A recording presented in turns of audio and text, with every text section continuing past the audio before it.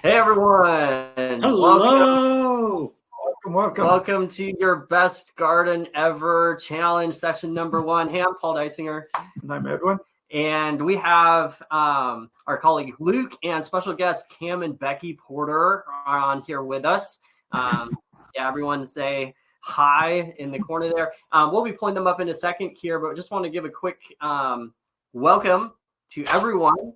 We're going to start out with some little housekeeping. Number 1, we want to make sure you can see and hear us. So let us know in the chat. It's just already blowing up with people from literally everywhere. Everywhere. I'm tracking here. Georgia, Alabama, Texas. I mean, I wouldn't be surprised if we have people from overseas. So huge welcome. We are excited that you're with us, and we're excited to get started here. We're going to be talking tonight about choosing what to grow. And Cam and Becky have an amazing presentation that they're going to be sharing in just a little bit here.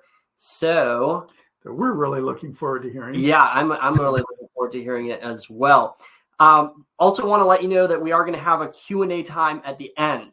So we're going to start out with some introductions. We're going to go through some training, and then we're going to have a Q&A time at the end. So save your questions for that then. And there is a Q&A section of the chat that you can use to ask your questions. And that's going to be pretty important tonight because we have a full, packed out room. And because there are so many of you on there, we're not going to be able to weed your questions out of the whole chat. So try to keep your questions for the Q&A side of the chat and your chat on the chat side. Sometimes people put their chat in the Q&A. Yes. Yeah. All right. So I'm going to pull up some slides here. We're going to do a quick little intros, and then let me just see. Actually, I just realized that I thought I had my slides ready to pull up, and I didn't, but no worries. We'll get them here in 1 second. Because we've got some fun stuff for you all throughout this challenge. We're going to be doing giveaways. We've got some awesome training. And like we said, the Q&A times, which is going to be a lot of fun. So I'm just going to grab these slides here, and we'll get started. Here we go. Going to share my screen. All right, your best garden ever, session number 1, how to plan your garden 5 times faster and grow a continual harvest of fresh food without stress or guesswork. So if that's what you're excited about, that's what we're going to be talking about shortly. This is just a quick slide to show you whose faces you're going to be seeing soon. Cam and Becky Porter on the left, Luke Hammond on the right. Cam and Becky, well, we'll do a little bit more of a deeper dive introduction to them shortly here. They'll be presenting part of this. Yeah, they're our honored guest presenters. And Luke Hammond is our colleague, and he is going to be especially helping with just making sure everything runs smoothly and moderating with the Q&A and all of that kind of awesome stuff. Awesome guy. He's a farmer, has a ton of experience as well, so we're excited. So real quick, free giveaways. Every night you have an opportunity to win free prizes. At the end of our sessions, we're going to be doing a drawing for those of you who are on with us live.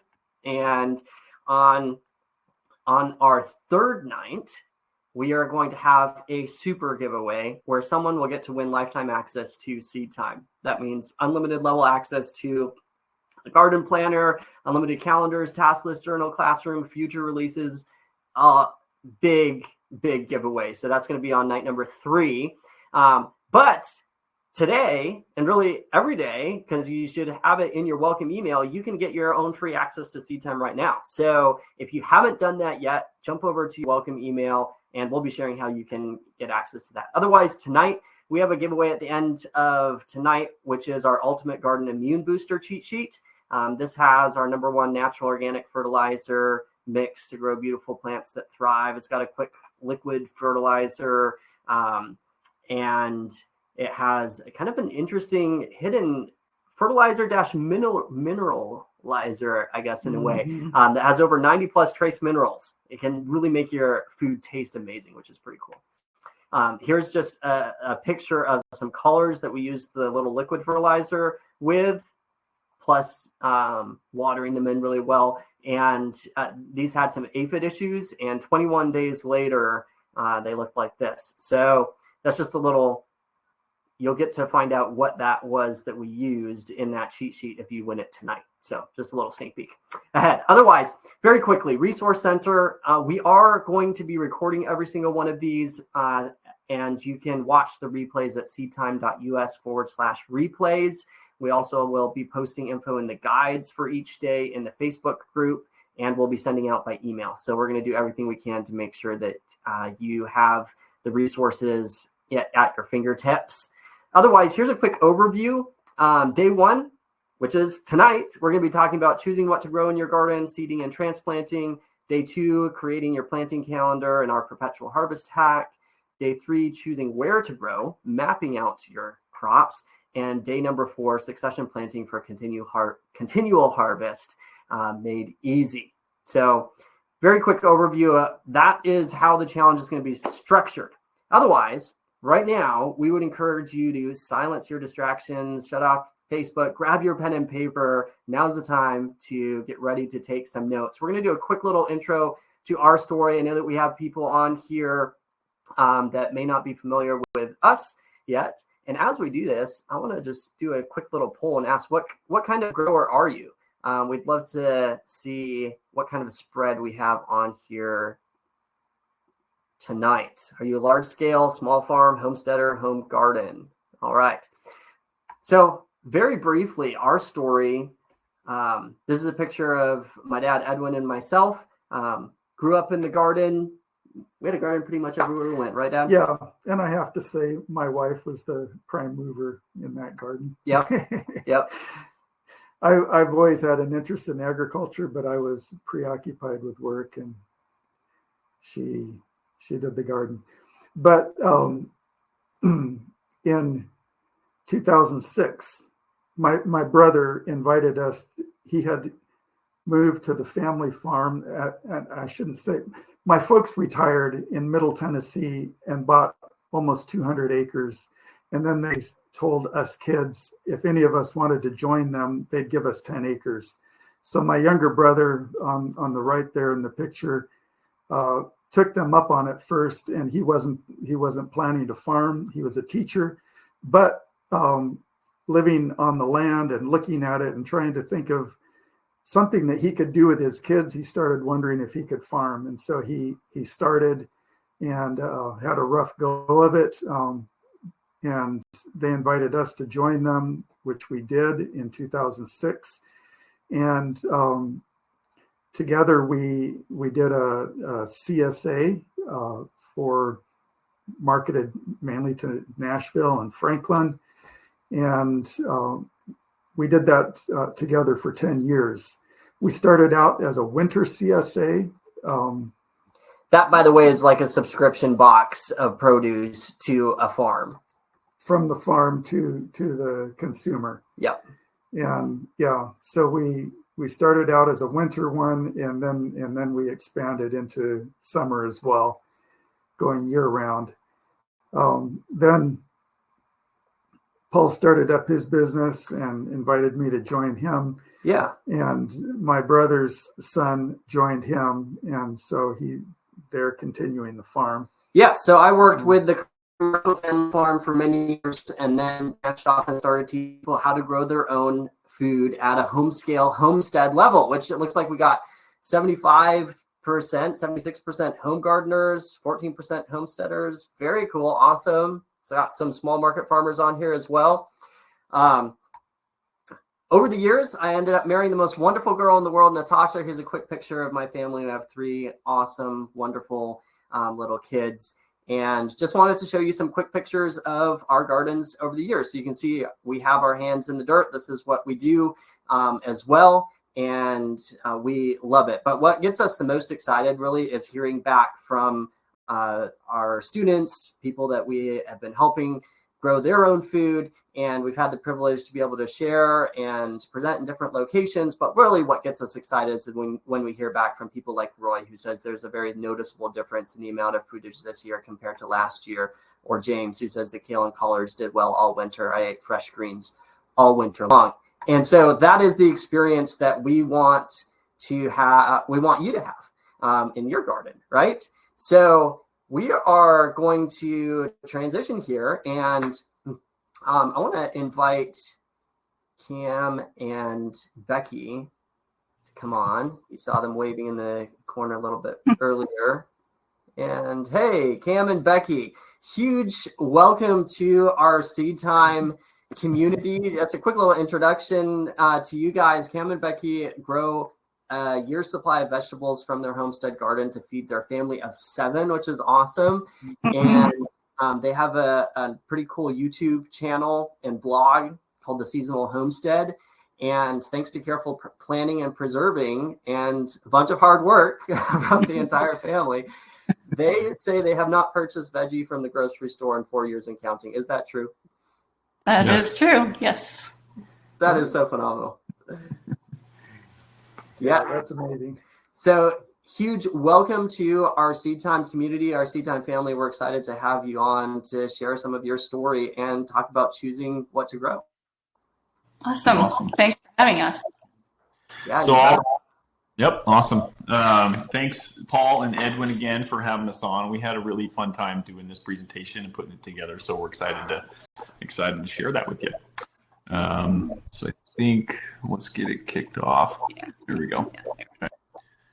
So I'm going to take a few minutes to give a quick intro and kind of a backstory of our family and how we got roped into this mess. And then Becky will kind of take it from there and share some meat and potatoes about the topic. So this is a quick picture of our family and our 5 kids, as was mentioned there before.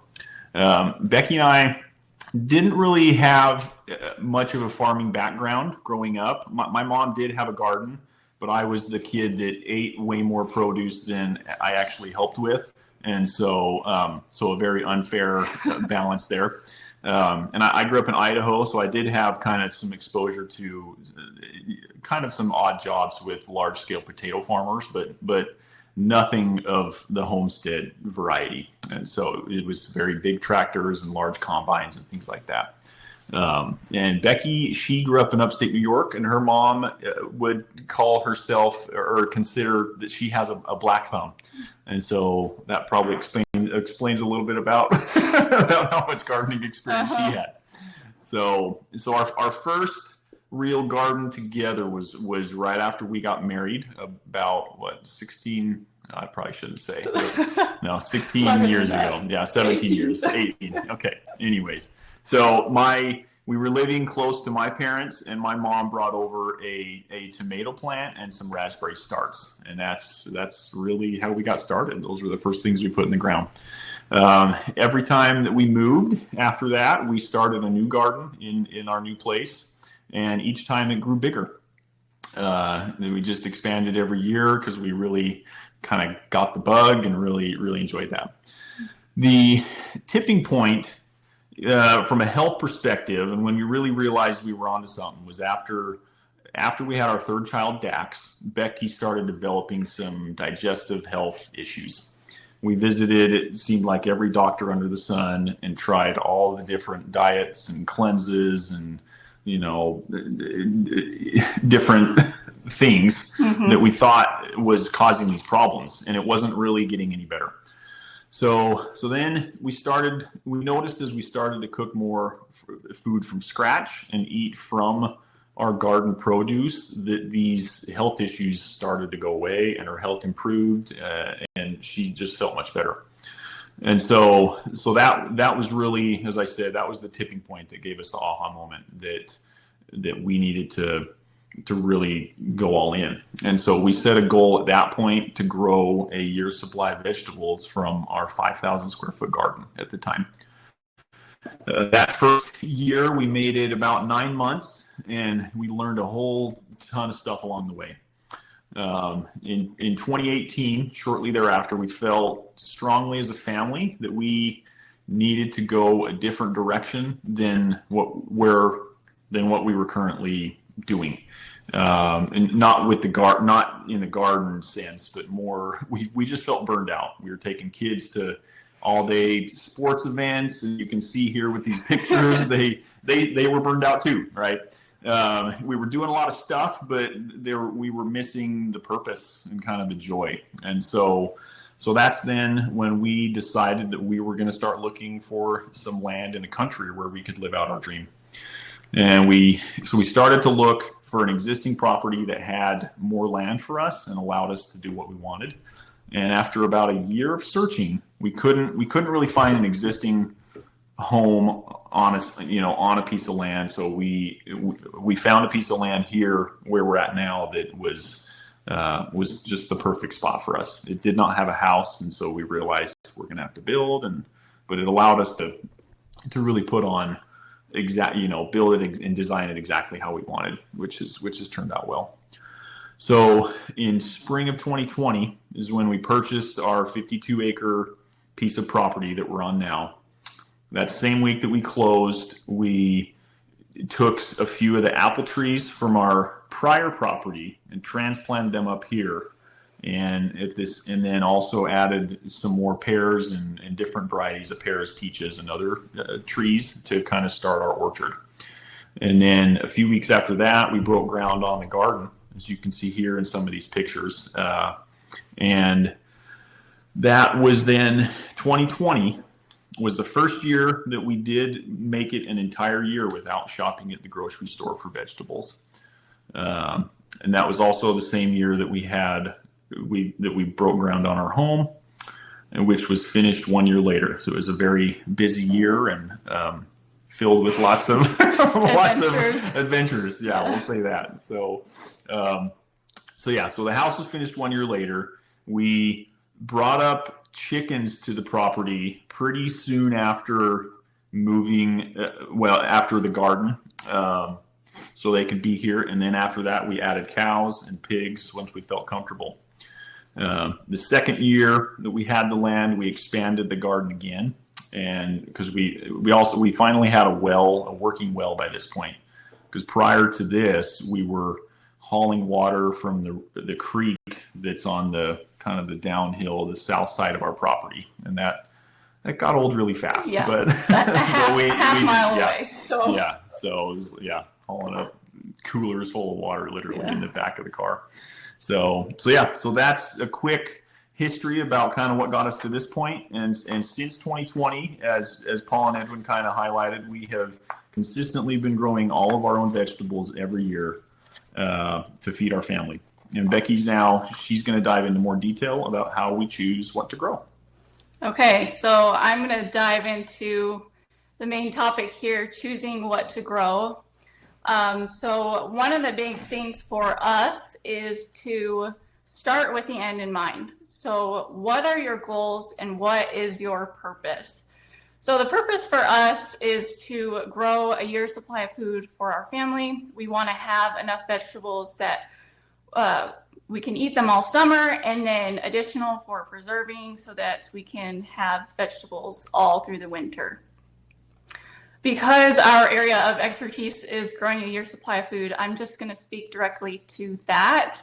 I realize for some of you that sounds completely overwhelming, like that's way too much, but maybe you just want to grow slightly more than the next year or preserve some food for this year. So it's my hope that you can take what I say and that some of that will be useful to you, that you can apply it even if it's not your goal. Okay, so if you want to build up your pantry, the first step would be to look at your pantry and your freezer. What are you buying that currently that you could grow? So what you can do if you're just starting out with this is to take an inventory.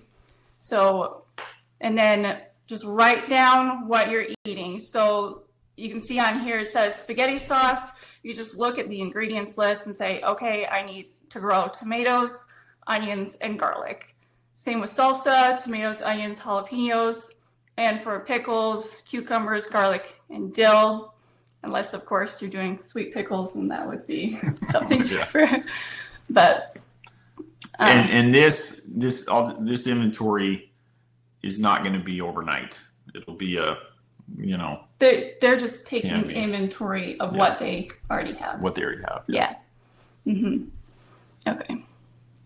So if you're canning, you're usually following a recipe for safety reasons. So I would take a look at the recipes you would plan on using and then use those as a guide as well. So also think about if you're still buying, well, most of us, all of us buy, except for us. Yeah.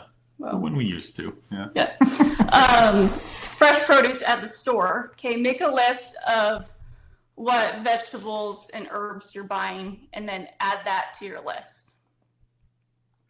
And then the next thing you would do is list out all of the vegetables you would need if you wanted to grow them yourself. So if you don't have room to grow all the vegetables you need in your garden, there are definitely some options. So this is our first garden, one of our first gardens. You can see it's a lot smaller. One of the things that I wanted to share is part of it was our progression. So this wasn't like an overnight thing. It took a lot of years to get to where we are. So we had a smaller garden. Options for smaller gardens. If you don't have all the space you need, you can grow high dollar items, things that cost a lot and are cheaper to grow, especially with inflation the way it is right now. With food, that is definitely a good thing to do. Grow for better taste. So as you guys know, growing stuff from the garden, everything tastes better from the garden. So, but there are a few things like tomatoes especially where it's like a really huge difference. And that would be maybe something you would want to consider. High yield, low space crops for us, that's like sweet potatoes is actually one of those. You get a like high calorie count. It takes a small amount of space, relatively small amount of space. Like I plant about like 40 row feet of sweet potatoes. That's about, I plant them 1 foot apart. So there's 40 plants there and I get about 300 pounds at the end of the year. So you get a lot for the space that's involved. Then another thing is succession planting. So you can make the most of your space by replacing crops immediately after you've finished harvesting. Okay, so if you are growing a year's supply of food, it's more food than you would think you would need for sure. And taking it a step further, if you wanted to eliminate the grocery store, I'm just going to share a little bit of my experience. So my first couple of years growing a year's worth of vegetables, we always came up short of what we actually needed. In 2018, we didn't purchase vegetables from a grocery store from about April to January, but those last few months of winter were hard to make it through. And so I had already been gardening many years, probably 12 years at that point. And, but I'd never grown so much food before and never for like all of our vegetables, like encompassing everything. So it was quite a bit different. I didn't do a lot of succession planting still at that point, and I was pretty new to fall and winter gardening. Then in 2019, so I had a little bit more experience at this point. You can see the cans there growing a little bit more stuff. Shelves. Yeah. more storage foods and things like that. But we still didn't quite make it a full year. We actually didn't go to the grocery store this year for the vegetables. I was able to get some vegetables from a market gardener friend that I had to just kind of fill in the last month or so gap that we had for that year. Okay, then 2020, that was the first year that we hit our goal, and every year thereafter, I was able to dial in exactly how many plants we needed for a year's supply. So I wanted to show you this succession so you could see that it wasn't something that happened overnight. It was just a gradual process over many years of learning what worked and what didn't. So there were also important things that we learned along the way, and I found out through this experience. So the first thing was that eating mostly canned vegetables through the winter, that got old really fast. We got really sick of them really fast. So instead of relying just on canned foods, I made sure that I was using a variety of preservation methods. So this is the current year. You can see I have canned goods on the shelf on the left. In the middle, I have canned foods and fermented, and then some freeze-dried stuff there. And then on the right, there is dehydrated food and freeze-dried food. And then in all of the baskets below, that's all of our storage vegetables. So we have a wider variety now. And as I just mentioned, another thing that I learned in the first few years is to make sure I had plenty of storage vegetables for winter eating. So things like potatoes, carrots, sweet potatoes, winter squash, even turnips.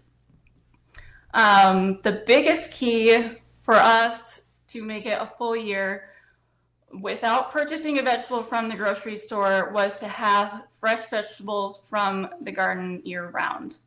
So where we live in Arkansas, as long as I protect the plants with row covers inside of a tunnel, I can keep greens in the garden to eat throughout the winter. So I also keep my carrots in the ground, usually until about January, so that they can sweeten up. And then we harvest them and store them in the refrigerator after that. So looking back at the pantry, I often have people look at my pantry and say, like, wow, that is so much food. It seems like too much. We are a family of 7. I do have a lot of boys in this family. Yeah, and they eat a lot. But also, if you think about it, most people are shopping weekly. And if you can imagine having about 6 months of grocery shopping in one area, that would be a lot. Yeah. And you also need to kind of realize that this is what we use in the winter. And then all summer, we're just spring, summer, fall, we're getting most of it from the garden too. So fresh. So we also rarely eat out, so we're not supplementing anywhere else. And then Kim and I were talking about this earlier, that to feed a family of 7, it takes about 500 plates of food per month and about 7,000 plates of food per year. So it's quite a bit. So now it makes this picture seem like not enough. Yeah, right. But yeah, there's more in the background. So. Yeah. Okay, so we already talked about, these are just like the steps I already mentioned, making an inventory, listing out all the vegetables you grow, and step 3 is to figure out how much you need of each vegetable. So there are a couple ways that you can do this. One is to refer back to the list you made of things that you're still buying and that you would like to grow instead. Another thing that you can do is you can look at recipes, canning recipes for what you want to replace. So you can see here, this is spaghetti sauce. It's a recipe It takes 30 pounds of tomatoes to make 9 pints. So it takes a lot to make spaghetti sauce, more than you would think about or realize. So that can really help. So if, for example, if you're eating spaghetti and the sauce twice a month, you would need 26 jars of spaghetti sauce a year. So if I did my math right, it's roughly 100 pounds of tomatoes that would make that amount of sauce. So then you would need to see, okay, how much does the average tomato plant produce? And so it's specific to the variety too. So if you were doing a paste tomato like Aroma, it averages, according to what I looked up, 20 to 30 pounds of fruit. And I would usually err on the smaller end of that. So you would say, like, I need 5 plants to equal that 100 pounds to make the spaghetti sauce. Yeah. So that is definitely a more methodical way of figuring out how much you need. That would take a lot of work. And I just want to say that that's not the way that I did it originally. But for some people, that probably would work better. So what I did originally is I just went for it. And then every year thereafter, I took careful notes and adjusted how much we would need for each year, whether it be planting more or planting less for that year. So that is how I figured out how much we need for a year's supply. So here is our list of how much to plant for a year's supply of food. I just put on there how much per person, so it can be kind of applicable for everybody. This is a list that I update every single year, whether it be more or less. And I always throw in the caveat that everyone eats so differently, and depending on your climate, your garden soil, and where you live, that also adds some variations in the yields. So what works for us may not work for you, but this is a good jumping off point. And then you can make your own notes and determine if you need more or less of something. So I have this list of plants we need, but for the majority of crops, should also know, like, it's not like I'm planting all of this all at the same time. We are doing a lot of succession planting along the way. And one of the things I learned the first year we grew our own vegetables for our goal of through the year, that we needed to have a lot more variety and different vegetables to choose from all through the year. So because we're eating only what we grow, if I had, for example, only tomatoes and squash, summer squash, let's say, ready for harvest during the summer at one point in time, that is what we would be eating. And then you get sick of that really fast. There's only so many ways that you can use, like squash and tomatoes. So after several years, I learned how to stagger my plantings so that we could have lots of fresh vegetables to choose from at any one given time. Okay, so back to our list. Step 4 is to decide what varieties, excuse me. This is important, decide what varieties to grow. So it may all be the same vegetable, but choosing the right variety can make a huge difference in your success. So here are 5 things to consider when you're choosing a variety. So the first one is your purpose. So how will you use this vegetable? If you're wanting to preserve some vegetables, make sure that you're picking the right varieties for preservation. So for example, like a cherry tomato has a very high water content, has lots of seeds, thick skins. They are awesome for snacking, but I would not recommend them for using to can a sauce. Slicing tomato is a little bit better, but it's also similar.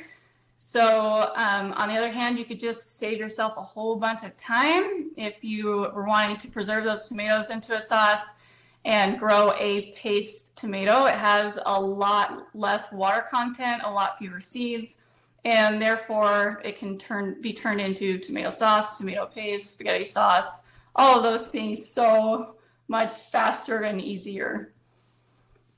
Okay, another group of vegetables where it has different options is cucumbers. So pickling cucumbers versus slicing cucumbers. Pickling cucumbers are bred to have very small seeds. They generally have a thicker skin. They're smaller and more firm, so they hold up way better for canning or even fermenting into those pickles. And then while you could use a slicing cucumber, it would definitely be more seedy. The seeds are bigger and you're going to get more of a mushy kind of result. So you definitely want to take those varieties into consideration if you want to preserve some of those things. If you want to store your vegetables, make sure you're picking varieties that last a long time in storage. For us, some examples you can see here: the bulb onions, carrots, potatoes, winter squash, pumpkins. All of those have variations in the varieties where some of them last only for a short period of time and some of them last much longer. So you want to do your research and make sure you're getting a good storage type. So ultimately, we grow vegetables to eat them. So whether it's eaten fresh, stored, or preserved, at some point a variety is going to be consumed and you want it to taste good. So personally for us, flavor is a huge deciding factor on what varieties we grow. Okay, so another consideration is days to maturity. So it's important to know the length of your growing season and on average how many frost-free days you have.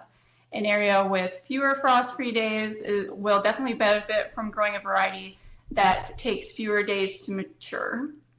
So this will ensure a harvest before the first frost. This is a picture of our first frost at our place. Oftentimes, even in short season areas, you can overcome some of those challenges by using season extension techniques like using row cover and growing in a protected space like a tunnel. So I pay really close attention to days to maturity, even though I'm in a longer growing season area, because I do a lot of succession planting. And sometimes I use varieties that need to mature quickly in the fall before the daylight hours drop below 10 hours of daylight. So at that point, the plants slow way down in growth, almost not visible pretty much. So you want to make sure you get them to maturity by that point. So that is a really great feature in seed time, being able to have the days to maturity calculated for me in the calendar, especially as we go into fall and winter, so that I can ensure that we get a harvest in time. That was one thing I always struggled with, and I love that it's already done for me. Okay, so another consideration when you're thinking about varieties, open pollination seeds versus hybrids. I'm sure many of you are already familiar with what they are, but I'm just going to explain them briefly for those who don't. Open pollinated varieties reproduce themselves and will produce plants nearly identical to their parents if they're properly isolated. Heirloom varieties also fall under this group of open pollinated. And then on the other hand, hybrid varieties are developed by cross-pollinating two parent varieties that are selected for specific traits. So typically hybrids will have improved flavor, disease resistance, vigor, uniformity, and yield. And if you were to save seed from a hybrid, it is possible. That's a common misconception that you can't. You can, but the resulting offspring would look nothing like the parent plant. All of the results would be wildly different.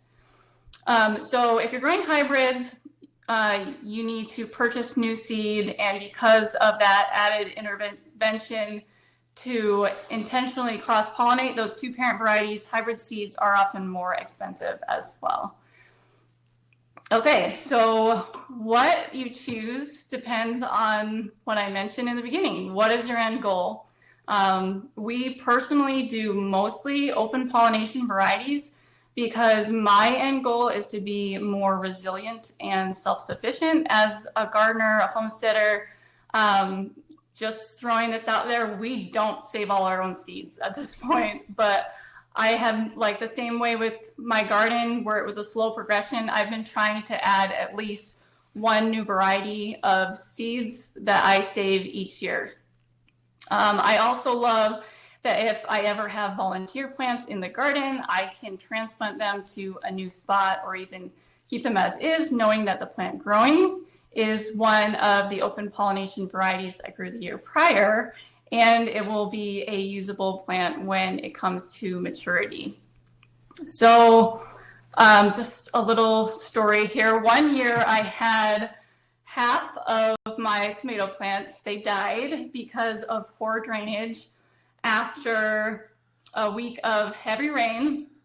And I had started them from seed. I grew them for 8 weeks in soil blocks prior to planting, babied those little plants, and then transplanted them. A week later, I lost nearly 40 plants. And because it was in May and a few weeks after our last frost, it was pretty late to just start over and replant those tomatoes from seed. So luckily I had saved, not saved, but I had several volunteer tomatoes plants all around the garden that I just dug up and replanted in those tomato rows so that I could still have all of the tomatoes that I needed for that year. So that was a huge blessing for us because I knew that I wasn't going to go to the store to get tomatoes, so I needed to have enough. And if we don't have enough, then we just go without.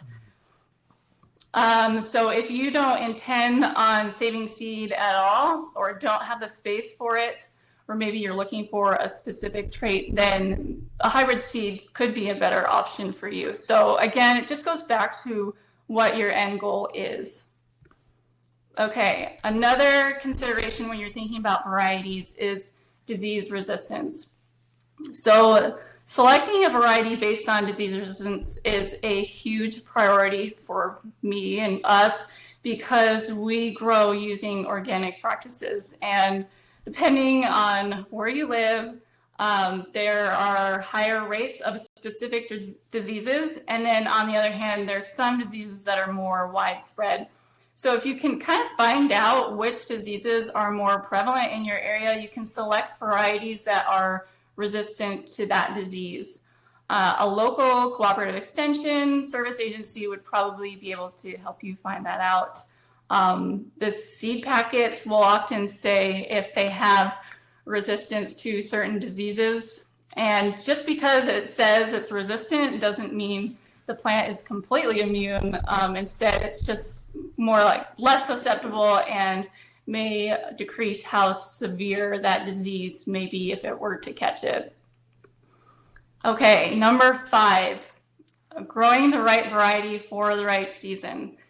So you want to select varieties based on their performance in the season that you will be harvesting them. Not all varieties can perform at all times of the year. So for some crops, especially leafy greens, breeding programs are used to select varieties for different seasons. So just using lettuce as an example, it naturally grows well in cool conditions, but there are certain varieties that have been bred and selected to do well in other seasons.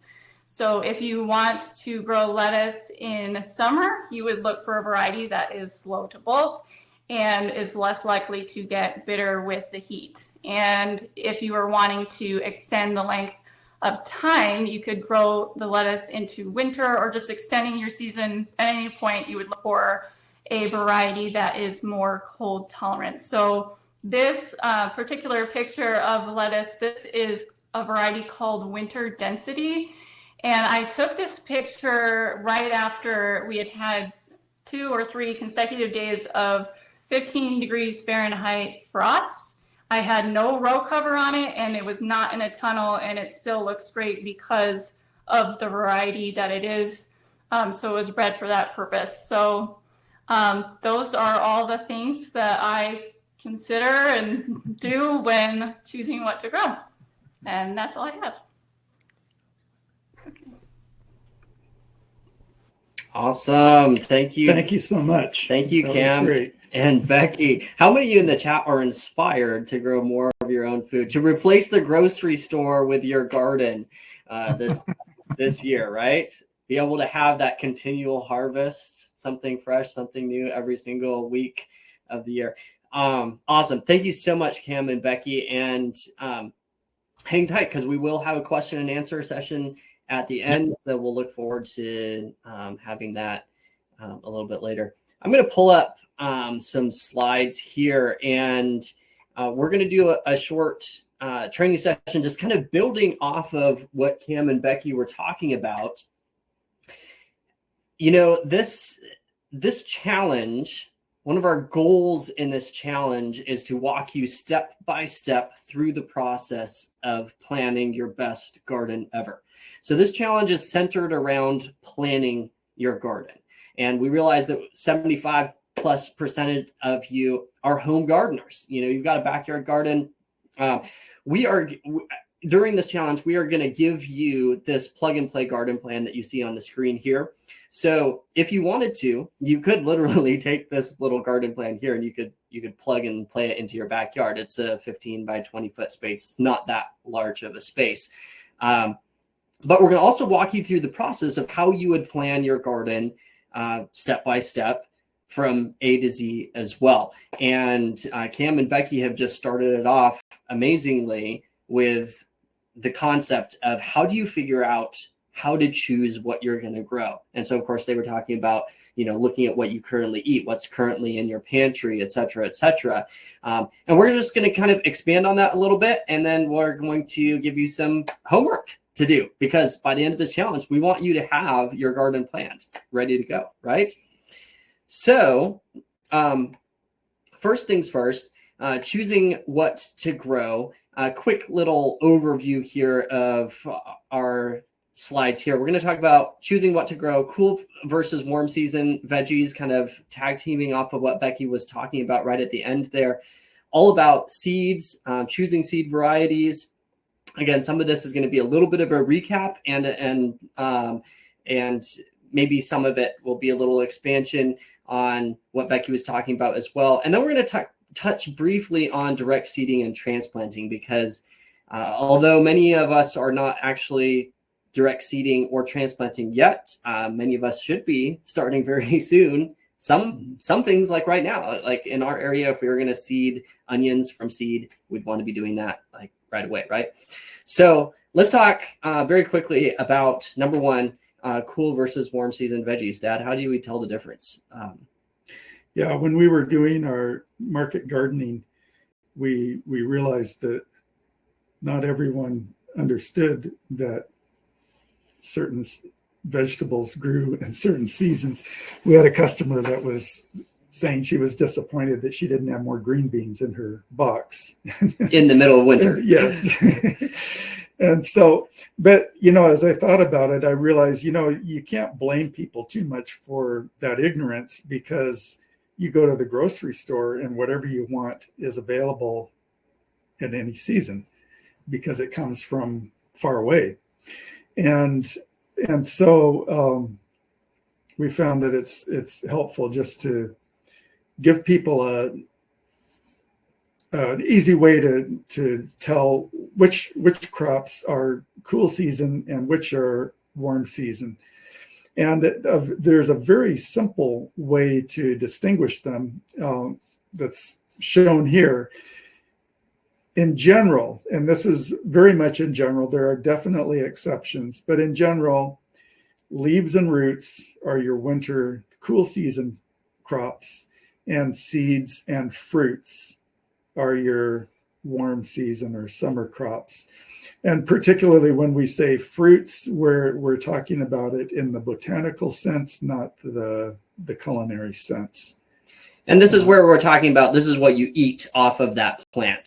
So in the winter, you're eating the leaf part of the plant, lettuce, spinach, you're eating the leaves. Kale, cabbage. Yeah, all of these things. In the summer, it's going to be the tomatoes, the cucumbers, the eggplants, corn, right? That's squash. Your seed there. Yeah. So winter leaves and roots versus summer seeds and fruits, kind of a little rhyme that hopefully makes it a little bit easier to remember. We have a quick list here. I think we should just go through these really quickly of how many of you would like to see cool season crops, because there's a lot of crops that grow in the cool season. And these are low freeze tolerance, medium freeze tolerance, high freeze tolerance. We just kind of split these up into their tolerance levels. And I have to say, it's pretty subjective. I've looked at other people's, how they would rank these different crops. And I don't agree with them, with all that they said. They said some things were more freeze tolerant than my experience was, and some of it was vice versa. Well, you just saw Becky's winter density lettuce that was out with that was amazing. Fantastic, amazing. Yeah. So, anyways, this is how we've listed it here. This low freeze tolerance means they can take a slight freeze without protection. Okay, it doesn't mean that they can't take a freeze. It means they can take a slight one. So that we have lettuce, chicory, and that's the chicory family: radicchio, endive, escarole, broccoli, cauliflower, cilantro, parsley, radish. We have a number of things in our hoop house and we just went through 2 weeks ago. We went through a very, very cold. I mean, that's the coldest we've ever gotten here. We had 1 week, didn't come above freezing, and one night got down to minus 18. That was really unheard of for our location. That's location. Maybe once or twice we have 1 or 2 nights of minus 2 degrees or something like that. That's the rare thing. But to go that cold. Anyways, we had escarole that made it through that pretty good. Yeah. We lost a lot of our lettuce. We do have some lettuce that survived. We had it double covered in the hoop house. So 2 row covers in the hoop house. And that was interesting. Okay, let's go to the medium freeze tolerance. Chinese cabbage, sorrel, rutabaga, kohlrabi, collards, kale, mosh, spinach, beets, carrots, parsnips, dandelion greens, and baby greens. So these things can, a lot of these things we've grown out in the field with 1 or 2 covers of row cover all winter long. And then the high freeze tolerance things, turnips, and we're not talking about the hakurei or Japanese salad turnip type things. We're talking about purple turnips. They're very, very hardy. Brussels sprouts, cabbage, and Yucchina Savoy. So these are all great things to grow in early spring, fall, or even straight through the winter. And you can just remember that your cool season veggies are mostly leaves and roots, and your summer ones are mostly seeds and fruits. Yep. As I said, there are a few exceptions, like sweet potatoes. That's a root, but it's definitely not a cool season one. So. Yeah, and sometimes the exception may be in a specific variety. Yes. And as Becky said, that there are, for example, with your lettuce, they're coming up with more and more heat tolerant lettuce, and so there are varieties that are bred for the off season. Yeah, bred for the off season. Yeah. All right, so let's talk quickly about seeds. When you're choosing what you're going to grow, depending, one of the first things is cool season versus warm, because depending on when you're going to grow it, you want to make sure you're growing the right one. Let's talk quickly all about seeds here. Number 2, good seeds and good soil really are the 2 pillars of a successful garden. Elliot Coleman in the New Organic Grower says, without high quality seed, all other activities are moot. You got to have good seeds to grow something, right? Becky touched on this, on the difference between hybrids and open pollinated. And I saw someone in the chat was asking, are hybrids GMOs? And some, what's the difference between all of these different things? Because you go to a seed catalog and it will say hybrid, it will say open pollinated or heirloom, right? So we wanted to give you a quick rundown definition list of the difference between these. GMO, or genetically modified organisms, is the mechanical or biological transfer of genetic material outside of natural methods between genera, families, or kingdoms. So it's like taking a gene from a fish and putting it in a tomato. Like, that just does not happen naturally in nature, right?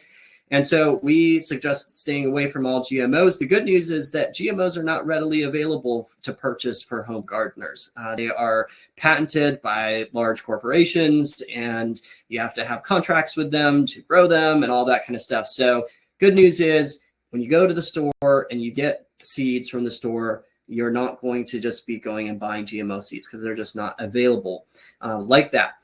People often get them confused with hybrids, which, as Becky explained very well, they are the cross between 2 or more varieties, usually of the same species. And a great way to think about this is you cross a golden retriever with a poodle and you get a golden doodle, right?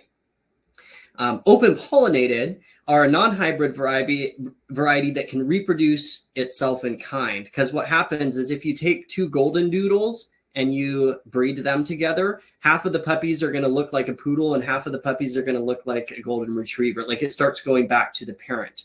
So that's what happens if you say, you'll probably get a range. Yeah. From one side to the other. Yeah. So that's what happens when you save the seed from a hybrid plant.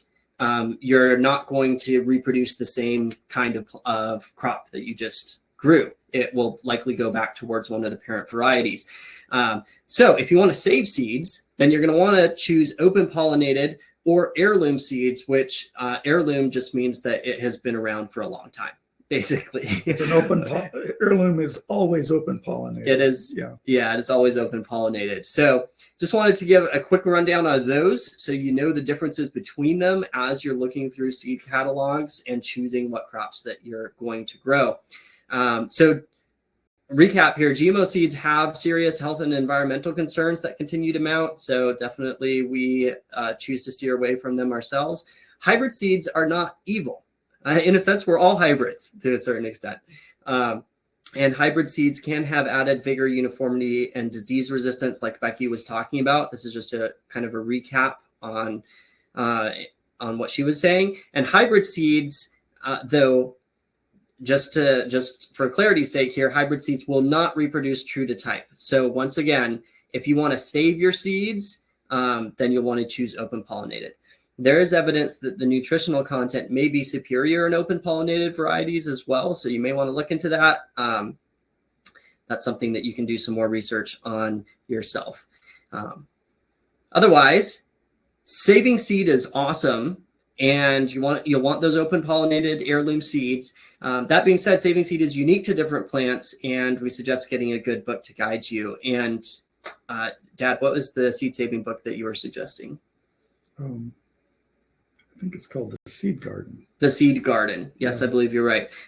There was one called Seed to Seed, and then The Seed Garden is like a newer. Yeah, newer one. So definitely check those out. Some people have been asking about seed companies. Where do you purchase seeds and where can you get good seeds? So first, here's a shameless little plug. You can actually get seeds from Seed Time, which is pretty cool. In the Seed Time store, we have seeds from Peaceful Valley, Farm and Garden Supply, High Mowing Organic Seeds, Southern Exposure Seeds. And during this challenge, you can get 10% off if you use the link in the replays page, which you'll get. We'll send that out by email. That being said, here are some of suggested seed companies to check out as well. Johnny Selected Seeds is an excellent seed company based out of Maine. High Mowing Seeds, they have all 100% organic seeds based out of Vermont.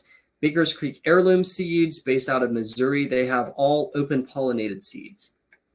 Southern Exposure from Virginia, Territorial Seeds from Oregon, Peaceful Valley Seeds from California. And if you like a home-based business, we have a friend out in Virginia that runs a smaller seed company called Seeds for Generations. So you'll get access to these slides, and these are different seed companies. You may want to look for a seed company that's kind of more local, closer to you. That's why we put in the locations of them. And just because we've listed these ones doesn't mean there are not a lot of other equally good companies. These are just the ones we've had experience with. Right. And so seed companies, you want to look for the Safe Seed Pledge. And basically they just pledge to not use GMOs, and they're going to do everything they can to make sure that their seeds are not contaminated with GMOs too, I believe. So that's something to look out for if you're looking for other seed companies. All right, let's talk very briefly about choosing your seed varieties. And again, this is kind of a recap and build off of what Cam and Becky were talking about. Well, again, like Becky said, you have to have your end in mind. What do you want? Why are you growing this?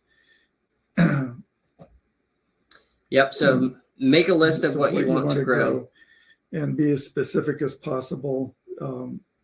Like, you're growing cucumbers for pickling, and you're growing some for fresh eating. Do you want cherry tomatoes, or do you want paste tomatoes, or do you want slicing tomatoes? Yep. So just be as specific as possible. And then you have to decide, do you want to save seeds, or do you want to grow a hybrid? And then if you're just starting out, we would encourage you to just pick one or two seed companies. Otherwise, it gets really, really confusing.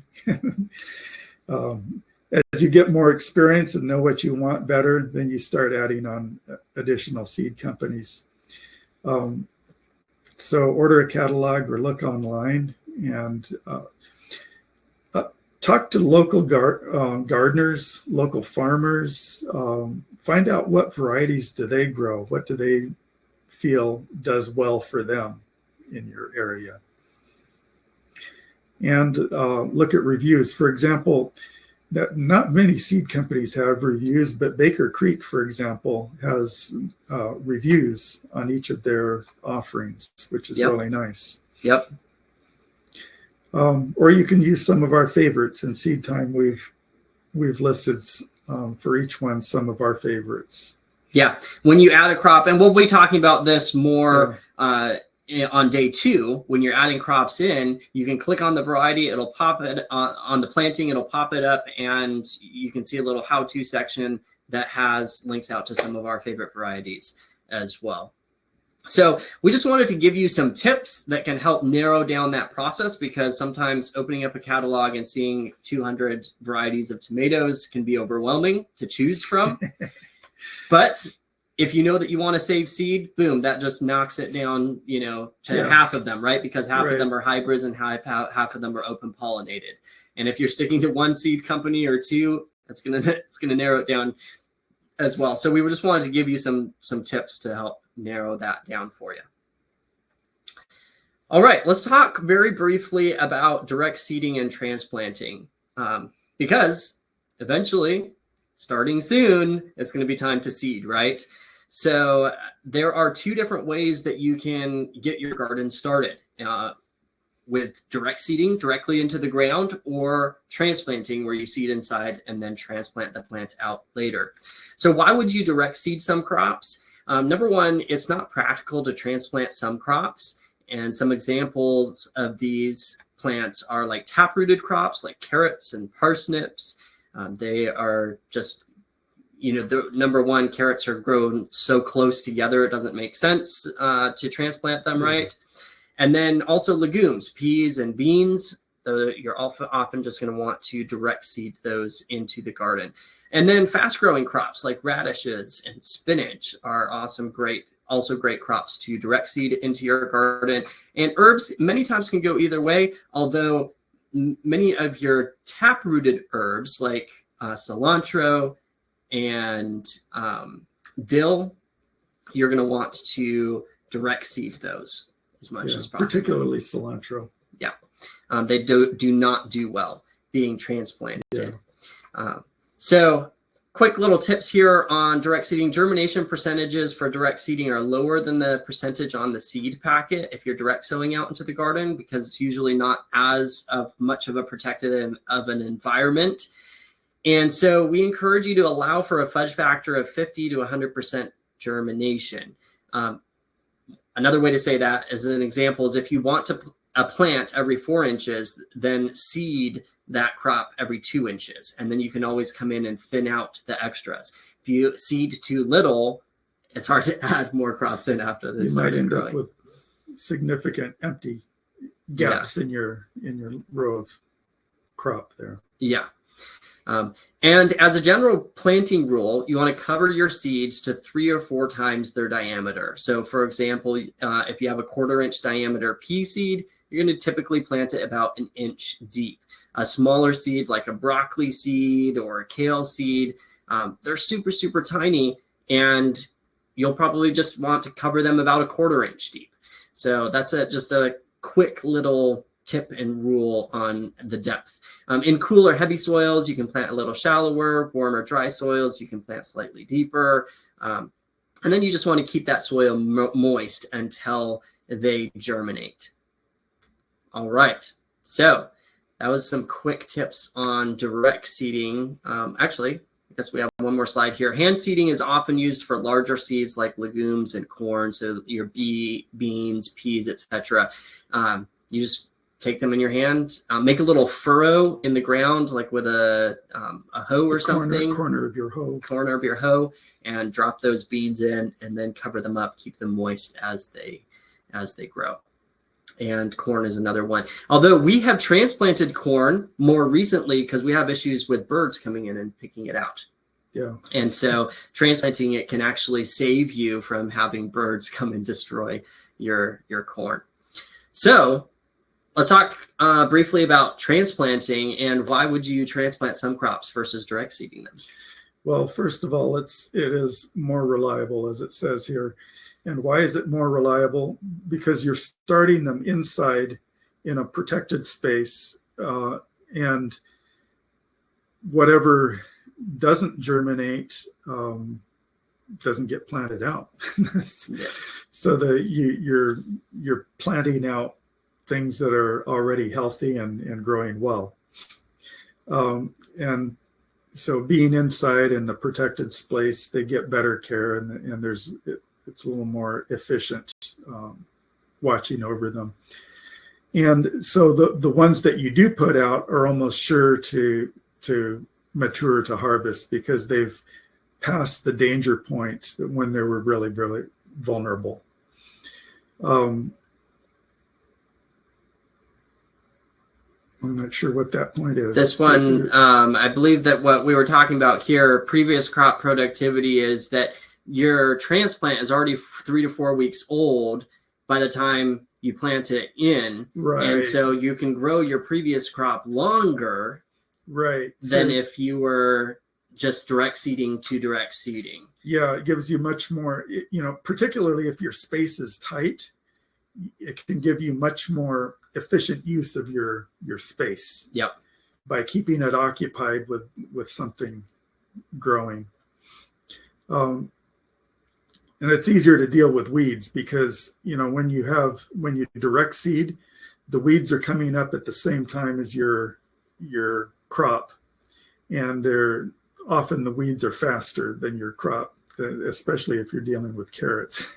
Yeah. And so when you transplant the weeds, you've got a big head start on the weeds, and it makes it a lot easier to do the weeding that you need to do. It also increases the effectiveness and efficiency of succession planting, which is kind of related to the previous crop productivity one. Yeah. And then the shelter, the protected space that you start them in, gives it a head start. And so it'll often grow a little bit bigger and faster there than it would have grown if it was out in the garden, particularly in the early spring. You can either start your own transplants or buy them. Tomatoes, eggplant, and peppers are a little more challenging to get started. You might want to invest in a heat mat or something like that. They do need higher temperatures. Yeah, and peppers in particular are quite challenging, actually. So if you want to take on a challenge, try them. Germination temperatures, there are temperatures that are ideal for different seeds to start in. For most seeds, around 70 to 75 degrees is a good temperature. But things like peppers, tomatoes, eggplant, like a warmer temperature than that, 75 to 80. And so if your temperature is too cool, that's probably one of the main reasons people have a hard time germinating and starting those warmer germination crops. One thing I like about the Johnny Seed Catalog is that they tell you the ideal temperature for germinating each crop. They have a little thing that tells you that, and that's kind of neat. All right. Very cool. So we just went over a quick little intro to direct seeding and transplanting. How many of you like a little bonus gift? We want to give you our potting mix recipe. So if you like to start your own starts and you want to do that this year, we're going to give you this, and we're actually going to post it here where you can download it. You want to. Let me see, bonus potting mix recipe. Publish this link here where you guys can download it in the chat. And here's how it works really quickly. It's divided into 3 different levels: a full recipe, half, or a quarter. On the farm, we would do a full because we're doing lots and lots of starts. If you're a home gardener, you may just want to use the quarter size here, right? So the first ingredient here is peat moss, or alternatively, you could use like a coconut core. And I'll use this middle one as the example. So you'd do 3 gallons of peat moss, then 3 gallons of compost, so equal parts of those, then 1 gallon of a coarse perlite, or you could potentially use like a vermiculite or something like that as well, and then 1 cup of a fertilizer mix. And that fertilizer mix, you can get like pre-made fertilizer mixes from the store. A little note: a 2-gallon bucket works well for measuring. You can find them at your local hardware store. So extra little bonus tip there. Or a 1-gallon bucket, if you find those, can be helpful for measuring these out. Another thing is that you want your peat moss and your compost or your coconut core to be sifted and fine and nice and loose when you're making up your potting mix recipe. A fertilizer mix that we've used that has worked well is Down to Earth Vegan Mix. It's a 3-2-2. This is the main nutrients there: nitrogen, phosphorus, and potassium. And it's just got a bunch of balanced nutrients of rock phosphate, soybean meal, canola meal, alfalfa meal, green sand, kelp, etc. You can get similar mixes to this in your stores. I would just look for one that has a fairly good overall rating here on your nutrients. And a fairly even balance. If anything, a little higher on the nitrogen side. All right. And that wraps up the training session part of today. So hopefully that didn't feel like too much of a fire hydrant to gulp it all down. Let's talk quickly about your homework, because we do want to, like we said at the beginning, our goal is to walk you step by step through the process of planning your best garden ever. So homework for session number 1 here is, number 1, download the garden planning worksheet. So I'm going to remove the potting mix recipe here, and I'm going to pull up the garden planning worksheet. We're going to post that up over the chat here. And I'm going to actually open it up here and show you. Well, let me go through the homework here, and then I'll show you how you do it. So download the garden planning worksheet, make a list of what you want to grow, and then go live or post in the Facebook group and share your #1 takeaway from today's training, okay? Make a list of what you want to grow, and then share your #1 takeaway from today's training. And also, actually, you know what I'm going to put up here is we have a homework sheet that has this on it. So this is better, actually, because it has the link to the garden planning worksheet in it. So I'm just going to jump over and walk you through the garden planning worksheet real quick.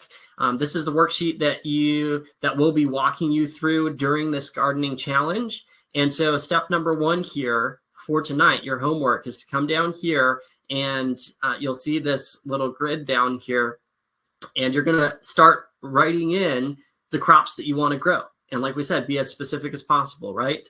Write down, I want to grow pickling cucumbers. I want to grow slicing cucumbers. I want to grow cabbage. I want to grow fresh cabbage or storage cabbage. I want to grow cherry tomatoes. I want to grow slicing tomatoes. Because then next you're going to come along and you're going to pick that variety. So you're going to go to find one of those, a couple seed catalogs, 1 or 2 to start out with. Unless you're super experienced, you can do more. But you're going to pick the specific varieties and you're going to put them down in this second column here. And then in the third column here, you'll put the source of what seed catalog you're going to get that from. So that way, once you have your list created, you can easily go and make that seed order so that you're ready to go this season.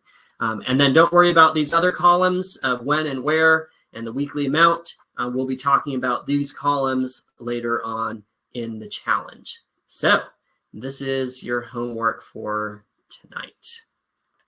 All right.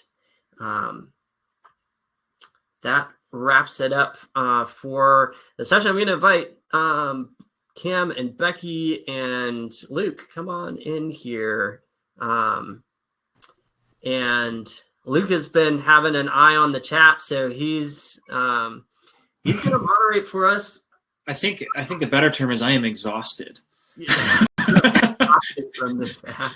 Oh my goodness! Thank you guys for so many people. I have not typed in too many, but there's been a lot of private messages that come through that we do get to and do answer. So you don't get to see everything that comes through. So on our end, if we didn't get to any of those questions, we do apologize. We're going to do our best here, but there have been over 2,000 people for the majority of this hour. So there's a lot going on. Cool. Should we dive right in? I want to do a few different broad stroke ones. So if your question isn't specifically to you, pay attention right now, because we do know that there's always repeat questions. And so I'm going to try to give some broad strokes across the board. So the first question I have is I'm going to throw it up to Cam and Becky. Can you speak a little bit to your guys' philosophy on what fertilizer inputs you've used on your garden? Sure. Yeah. So for the potting mix, we do a very similar potting mix. We are organic. So I just use things like blood meal for the kitchen, and then we use bone meal or a rock phosphate. And then for the potassium part, I usually am using more of a kelp. For that, I've really seen a huge difference in using kelp in my garden. Yeah. And then sometimes I use the green sand is just for the potting mix because it's kind of expensive. So yeah, that's about it. As far as fertilizers go, we do we use things like chicken manure and stuff like that straight on to some of our fruits and things like that. Yeah. And then compost, of course, as well. So, yeah. Great. So there's some broad strokes there. For all you listening, most agronomists and farmers and coaches in the gardening realm aren't going to give you direct answers in regards to that, because there is no one-size-fits-all fertilizer, and there is no one-size-fits-all soil. Every farmer, even from field to field, has different nutrient loads and soil composition within just 10 feet apart. And so it's really, really hard to measure and quantify and figure that out for the grower. And so that's kind of where we land. Sometimes in these sessions, we'll do deep dives into soil health, and we'll bring some agronomists on. We'll give you a good understanding, but without like looking at a soil report and then coaching you. There's some things that we can do that are general, but in terms of specific programs, they don't really exist except for a specific grower on a specific field for a specific crop and purpose. That's the little caveat there. Second question I have is for Paul. Inside of Seed Time, some people have been playing around a little bit, and they're asking questions in regards to the toggle of transplant and direct seed. Can you explain a little bit of that toggle, and if you adjust one, does it adjust your planting automatically if you say you're going to transplant it? Yeah, good question. And it's an excellent question. There is a little toggle. You can choose whether you're going to direct seed the crop or transplant it. Seed Time will give you a default suggestion of whether you should direct seed or transplant it. And right now, if you change it from Seed Time's default suggestion, it doesn't actually, it keeps the same seeding date. So if it's suggested to transplant, but if you toggle it over to direct seed, it will actually keep that same seeding date. We are going to be updating that this year, where it will, like if you switch to direct seed, it will give you a new suggested seeding date specifically for direct seeding. But that is a good thing to note, because if you're switching that back and forth, you may need to make a little manual adjustment to when you actually seed that crop, lest you be direct seeding it 4 weeks earlier than you actually should be. So either A, just stick with Seed Time's recommendation, or B, just make a note that you may need to adjust that planting if you're switching it to a different type. Very cool. There's been a lot of chatter within both the chat and the Q&A in regards to the GMO stuff, in regards to organic. Now, when looking at seeds specifically, I can answer this, but I'll let you answer it because I'm phrasing it as a question. What is the difference between a non-GMO and an organic seed? Or I can answer it if you want. Well, we can go for it. Go for it. So an organic seed is specifically one that is grown without synthetic fertilizers or pesticides. It's grown in a natural way is basically maybe the simplest way to. It's grown with organic production methods. With organic production methods. A GMO is by definition non-organic, because it's actually going outside of natural methods to blend genes across species. And organic is a legal definition that excludes GMO. Yeah. Basically. Correct. Yeah. Once you start diving deeper, then there is certified naturally grown, which is not technically organic standards, but it is a naturally grown standard. They'll have different nuances for pest control, for IPM stuff, application of timing. And then there's so many different layers in the government. I always say, know your farmer, know your food, or go hardcore like Cam and Becky and know your food, because you are the farmer and you have 100% control over what you put on your ground. Yes. So that's a really great thing to do. And we're not getting into any conspiracy theories about chemtrails or any of that, which I know some of you are excited to talk about.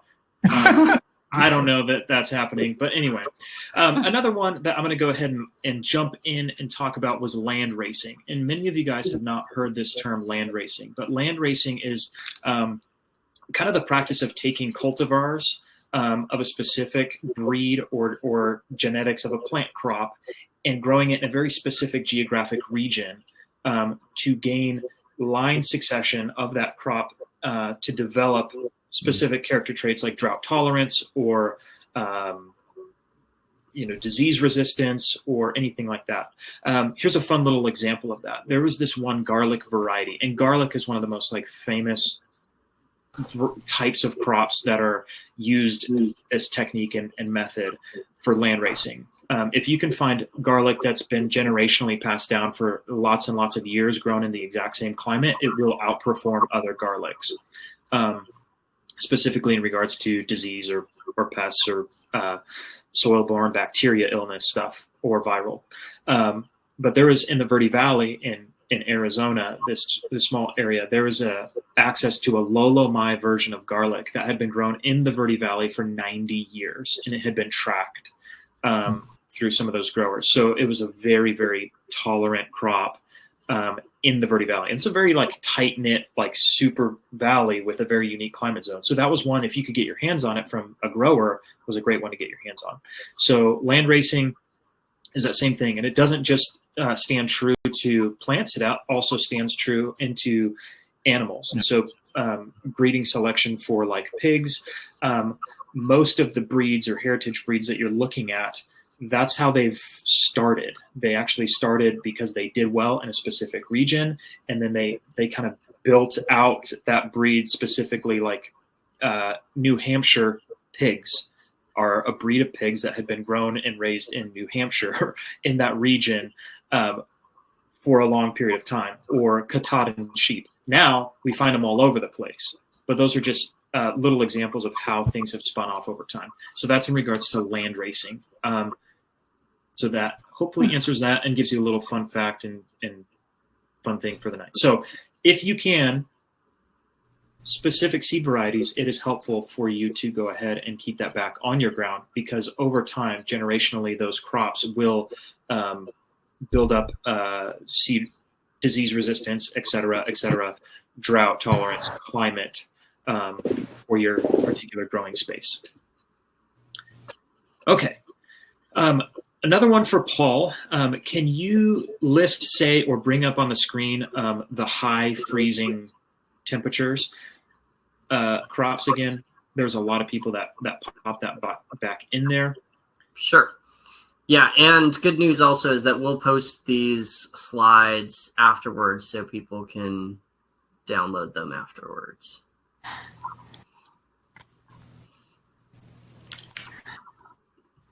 Perfect. While you're bringing that on, I have a question. I have an echo in my head, and I don't know if it's from one of your guys' computers on the volume or the audio, but I'm assuming it's from somebody, but it's really messing up my brain, which is really easy to do, by the way. Sorry, man. So if you can handle it being a little bit quieter, that would be probably helpful for me. The other ones, somebody had mentioned this, and I hadn't seen this before. They were talking about transplanting bok choy, and then they said that the bok choy that they grew actually had runners, similar to strawberries. Have you ever seen a variety of a bok choy that has runners of sorts? Not us. No, I've never. I saw that one. We've never seen runners on bok choy. Okay, so immediately that made me think of Secondhand Lions, that scene where, yeah. He's got all the seed packets and they plant them all out, and then they're like, well, that's supposed to be green beans, and it's all corn, So I don't know what happened. Maybe you planted some in the same seed tray, but I have never known any bok choy to have runners. If you do track that down, let me know. That's where we're at. Yeah. A couple questions that were just, a lot of people were fascinated, and I know they can find your YouTube channel and get this detail, but if you could describe your guys' pantry and how you climate control that, what temperature do you keep it at, humidity, etc. Yeah, so what you saw in the last couple of pictures, since we have our new, is when we built our house, built a cold room inside of our house. So what that is it's you just use a regular air conditioner, and then you hook up what's called a cool bot, which just overrides some of the functions there. Do you want to kind of Yeah, so you can Google CoolBot. It's a company that sells a little piece about electronic thing about that big, and like she said, you hook it into an air conditioner that they have approved will work, and it basically overrides the thermostat to allow it to run colder. We have ours set at like 48, 47 degrees. Yeah. We could go colder, but we have it like that to more or less simulate what a basement, root cellar type environment would be, because we don't have a basement in our home. Yeah. And so, so when we built the home, we made sure to insulate that room with vapor barriers and the, rigid foam insulation. So it would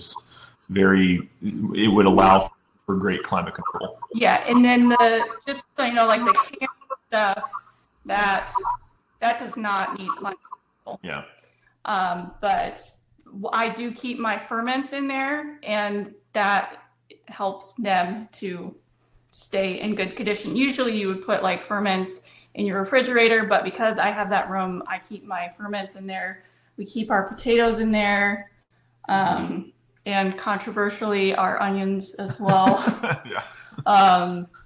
And then outside of that room, just in our regular pantry, it's room temperature. That's where we store our winter squash and pumpkins. Sometimes we store out there, and then the sweet potatoes. All those things like it a little bit warmer. I am able to store them from the time I harvest them all the way through the winter, and sometimes beyond that. I have one thing of butternut squash in there. I was looking at it the other day.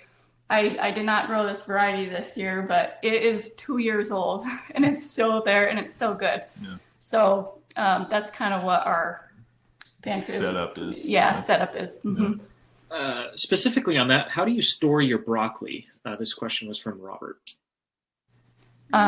We usually just preserve it, or I'm keeping it out in like a high tunnel until we eat it. Broccoli doesn't last. Yeah, once we blanched it, right, and froze it. Yeah. That if we just haven't ever had enough to like have to store it really, but if we did need it long term, we would blanch it and freeze it. Yeah, it's not one that keeps very long. No.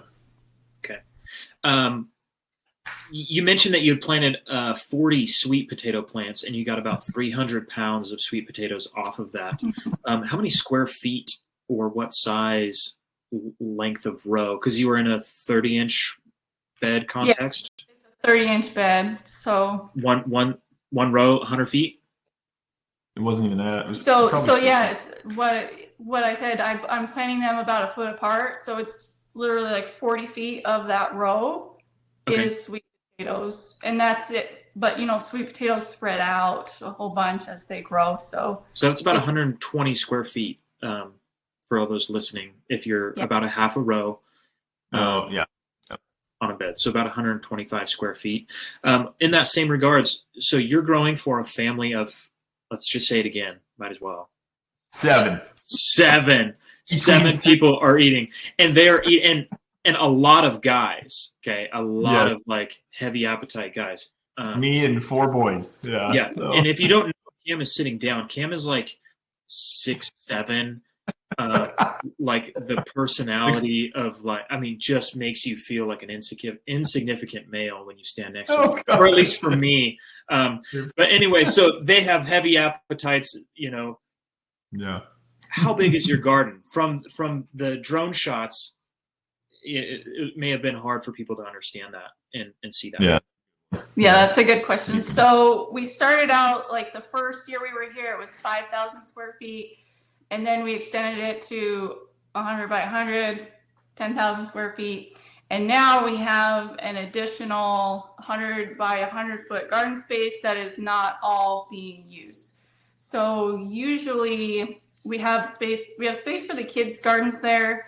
And usually I'm trying to cover crop about 30% of my garden at one time. So even though I'm saying my garden's probably 15,000 square feet, that is not all in production at once. Yeah. A lot of it's cover cropped because I'm trying to build the soil that was another, I didn't mention that thing about like fertility and stuff like that. I'm using cover crops a whole bunch so that I don't have to use so much other amendments and amendments because they're expensive. Yeah. So, to answer that, roughly 7,000 square feet is being grown in, and this is in a market garden style context, which is how they're growing. They're growing in beds that they physically raise up a little bit. This is considered a raised bed, even though it's not in like a box or a trough or anything there. It's raising that soil up so that it does drain a little bit better. And they're 100-foot long, and they're about 30 inches wide in what they're growing in. And so we have about 7,000 square feet, okay, which is 70 feet by 100. And so could you say potentially that's 1,000 square feet per person? That's about right. Maybe. Yeah, because before we were here, we did accomplish a year's worth of food on 5,000 square feet. It was plus a little bit. It was tight. But like, if we managed that super well, like we could still do that. But we have more space to play with now, I guess. But 1,000 square feet per person. Right. That sounds right. And then on top of that, I would like to add into this also depends on dietary preference. If you are ordering grains, like this isn't like Cam and Becky aren't vegetarian and they only eat the vegetables out of their garden. They do have animals. They do raise animals. They're omnivores.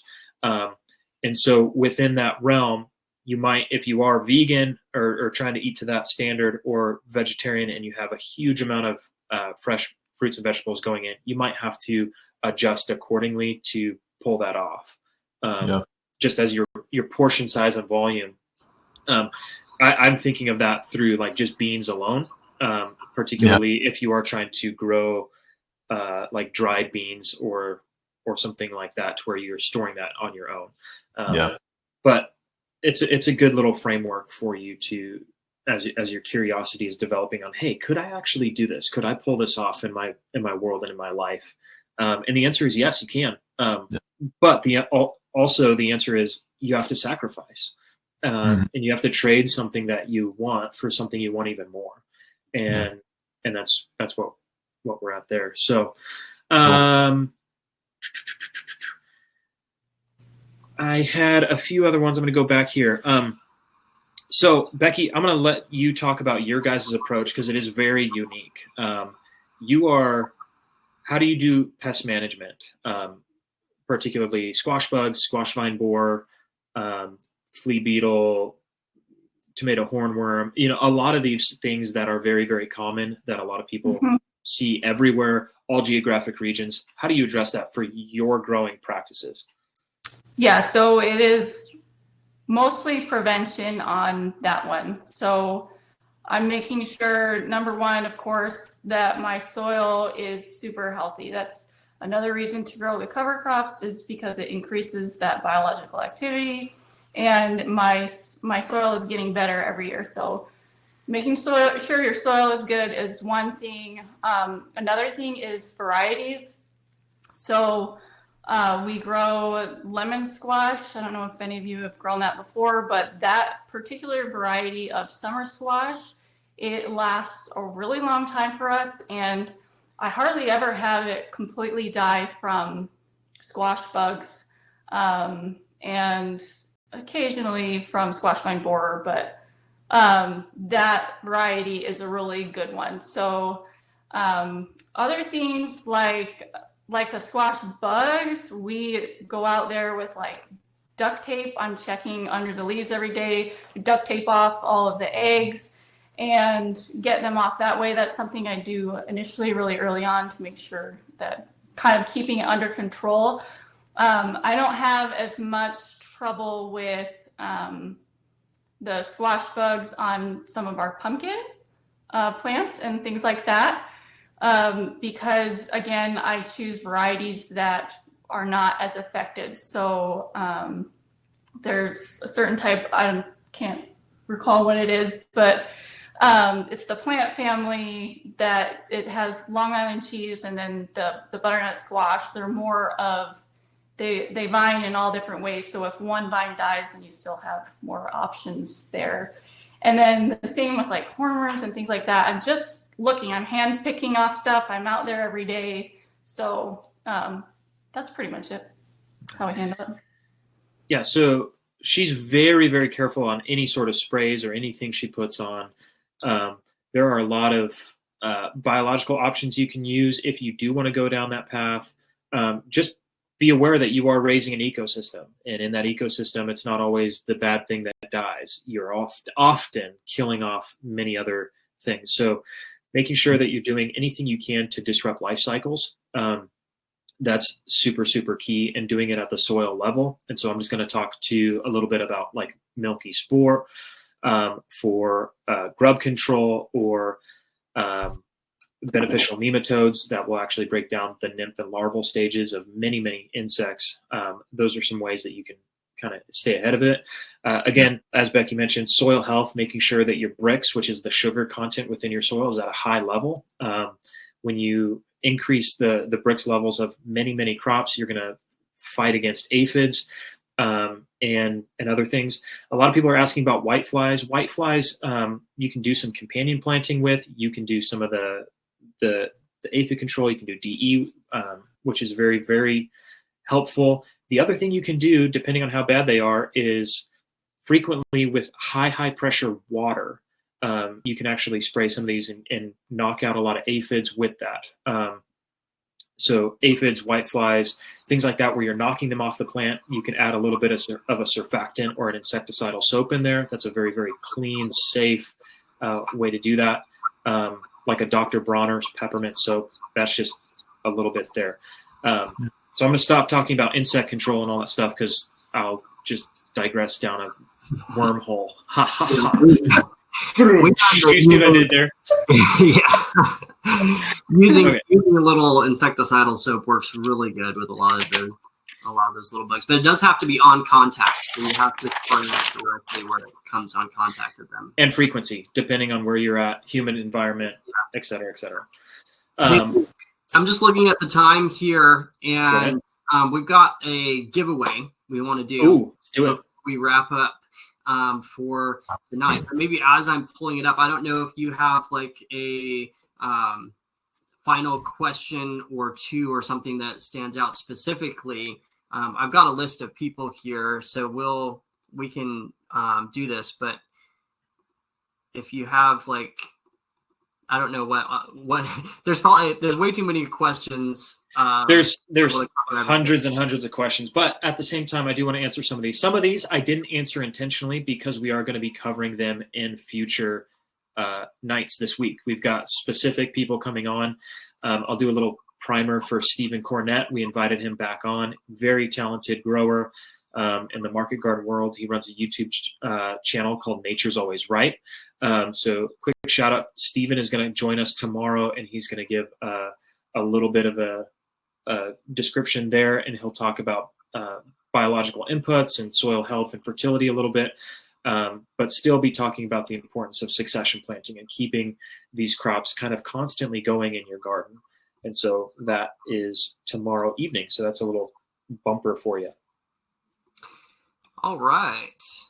So for our giveaway tonight, I'm going to pull up a random number generator, and I pulled a list. It's actually a bit more than are on live with us right here at this second, but I have 1,756 people on our list. So ready? Drum roll. The winner is number 834. 834. So 1 second here. This is going to be, I'm going to grab the scroll bar this time. 834. Congratulations to Andrea. All right. Andrea. All right. We're just going to highlight. So we will, Andrea's email starts with AND, in case there's multiple Andreas. I guess there may be multiple Andreas with emails that start with Andrea or AND. I don't know what the rest of the email is. But we will send you that by email. It's our little immune booster cheat sheet. So keep an eye out for that in the next day or two, and we'll get that over to you. Mm-hmm. All right. Luke, was there anything that you saw or that we should touch on just before wrapping up? I was actually hanging out in the Q&A for a little bit and realized there was a bunch of chatter in regards to the echo. And so I do apologize about the echo. I guess it's not just me in my head. Yeah, I'm sorry too. I tried muting ourselves between times, so hopefully that helped. But we will. Yep. We do apologize. I'll take the blame for it. It's probably me. Who knows? It's probably. I'll own it. I don't know. I was thinking it was probably us. So anyways, huge thank you again, Cam and Becky, for coming on with us and for sharing about your homestead. Everyone can give Cam and Becky a hand in the chat. I mean, so inspiring, and it's inspiring to me. When I grow up, I want to be like Cam and Becky. Yeah. Cam and Becky, do you have any kind of final words that you want to share with the community? Thanks for having us. Yeah, thanks for having us. I'll just as we were planning this, I was stressing that this is all this stuff. It took years for us, and so I just want to remind people if they feel overwhelmed, because we shared a lot of what 10 to 15 years in a half an hour, and so so I'll just kind of share that as don't take this as hopefully as inspiration and not discouragement, and just go one step at a time. Do a small garden and grow it bigger and bigger and bigger, and you'll get it. So awesome. Yeah. So the final shout out, if you're trying to find them, is the Seasonal Homestead. And you guys are all over everywhere, but YouTube is like the main place where they can follow your story, see what's going on, all that stuff. So check them out on YouTube and see her videos. It's called the Seasonal Homestead. Yep. Go like and subscribe. Smash that like button. Now you don't have to say it. That's good. Go back on every video, hit the like, comment, share it with your friends. You guys are good. All right, friends. Thank you for joining us tonight. Let us know if this was helpful for you. We're excited. Go do your homework. Jump in the Facebook group there. Share your number one takeaway for tonight. Tomorrow night, we are going to be talking about creating your calendar plan. And it's going to be a lot of fun. We're going to talk about how you can quickly and easily, in just a few minutes, punch all of those things that you want to grow into a calendar, spit out a weekly checklist of what to do each week to easily keep you on track through your season. So looking forward to seeing you tomorrow night. And like Luke said, we have special guest Stephen Cornett. So excited about that. Otherwise, go do your homework and we'll see you tomorrow. Is that the same link? Same link? Same link. Same link tomorrow. Same link. We'll send it out by email. Wonderful. Awesome. See you, everybody. Thank you. Bye.